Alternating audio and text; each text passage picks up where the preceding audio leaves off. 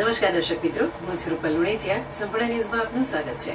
પાલનપુરમાં ભર બજારમાં આવેલા તપોધન બ્રાહ્મણ સમાજના જૂના અને જાણીતા નીલકંઠ મહાદેવ મંદિરમાં રાત્રિ દરમિયાન કોઈ અજાણ્યા ઈસમો મંદિરનું તાળું તોડી અંદર પડેલા કેટલાક વાસણો લઈ જતા આ વિસ્તારના લોકોમાં ફફડાટ જોવા મળ્યો હતો. આ ઘટના બાદ મંદિરના ટ્રસ્ટીએ પૂર્વ પોલીસમાં જાણ કરતા પોલીસ ઘટનાસ્થળ પર દોડી આવી હતી અને આસપાસની દુકાનોના સીસીટીવી કેમેરામાં તપાસ કરી ચોરનું પગેરું શોધવા માટે પ્રયત્નો શરૂ કરી દીધા હતા. પાલનપુરમાં કીર્તિસમ વિસ્તાર નજીક નીલકંઠ મહાદેવ મંદિર આવેલું છે. આ મંદિરમાં રૂમની અંદર વસાવેલા વાસણો તેમજ મહાદેવ મંદિરના પૂજાપાઠ માટે નાની મોટી વસ્તુ રાખવામાં આવે છે. આ વિસ્તારમાં કોઈ અજાણ્યા ઈસમો દરવાજાનો નકુચો તોડી મંદિરના ગર્ભગૃહમાં પડેલા કેટલાક તાંબાના લોટાઓ અને નાની મોટી વસ્તુઓ ચોરી કરી ગયા હતા. આ ઉપરાંત બાજુમાં આવેલ નાની 2 રૂમમાં પણ તાળા તોડી એકમાંથી મોંઘા 2 પાણીના નળ નીકાળી ચોરી ગયા હતા. મંદિરના પૂજારી નટુભાઈએ આ મામલે ટ્રસ્ટીઓને જાણ કરતા ટ્રસ્ટીઓ ઘટનાસ્થળે આવી પહોંચ્યા હતા. જેમાં ટ્રસ્ટી દેવેન્દ્ર રાવલે જણાવ્યું હતું કે મંદિરના લગભગ 40,000ના વાસણો ચોરી થયા હોવાનું જણાવ્યું હતું.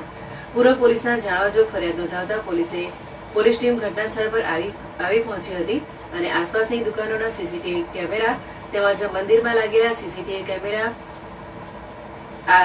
કેમેરા પોલીસે આરોપીને પકડવા કામે લાગી ગયા હતા. અગાઉ પણ આ મંદિરમાં 2 મોટા સ્પીકરોની પણ ચોરી થયા હોવાનું ટ્રસ્ટીઓએ જણાવ્યું હતું.